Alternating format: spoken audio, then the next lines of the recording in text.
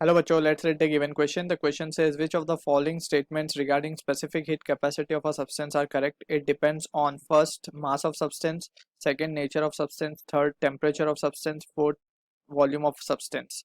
So, इनमें से कौन सा statement correct है? That we need to find. Option A में given है 1 and 2, option B में 2 and 3, option C में 3 and 4, option D में 1 and 4.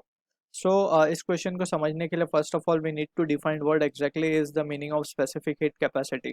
So specific heat capacity की अगर हम बात करें, so it is the amount of heat required to raise the temperature of unit mass of substance through 1 degree Celsius. अब यहाँ पे हमने कहा unit mass. So unit mass में या तो 1 kg हो सकता है, 1 ग्राम हो सकता है, कुछ भी हो सकता है. लेट्स सपोज 1 kg की हम बात कर रहे हैं, ठीक है.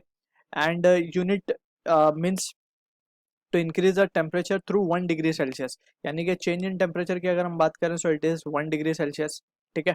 सो अब अगर हम बात करें तो स्पेसिफिक हीट कैपेसिटी को हम क्या लिख सकते हैं? It is denoted with small C. So इसको हम लिख सकते हैं Q, that is heat supplied upon M delta T, ठीक है. So heat supplied per unit mass per unit change in temperature. So basically यहाँ पे अगर हम केयरफुली एनालाइज करें सो वी कैन से कि जो स्पेसिफिक हीट कैपेसिटी है it depends upon the heat, the amount of heat required, ठीक है ना. So amount of heat required and we can say यहाँ पे अगर हम देखें तो मास की वैल्यू तो फिक्स है, that is 1 kg. So it is not depending upon the mass.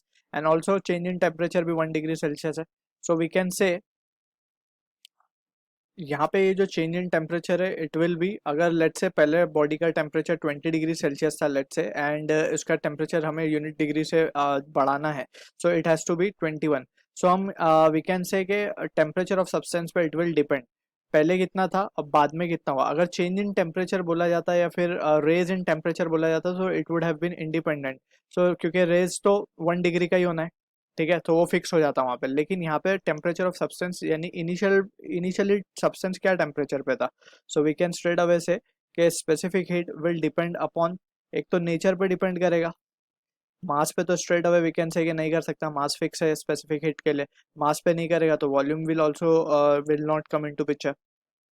अब हम नेचर और टेम्परेचर की बात कर लेते हैं. So it will depend upon the nature, कि मटेरियल का नेचर क्या है. अलग अलग मटेरियल के लिए अलग अलग स्पेसिफिक हीट है, ठीक है ना. So nature and as discussed temperature of the substance. So ये दो फैक्टर्स पे डिपेंड करेगा. अगर रेज इन टेम्परेचर होता तो again we have to be careful, raise in temperature fix होता 1 डिग्री. सो यहाँ पे ये टेम्परेचर ऑफ सब्सटेंस है but not raise in temperature, ठीक है. So we can say option 2 and 3 हमारा जो होगा ये it will depend upon this two factors. So जो हमारा option B will be the answer to the question. I hope you understood the solution. All the best.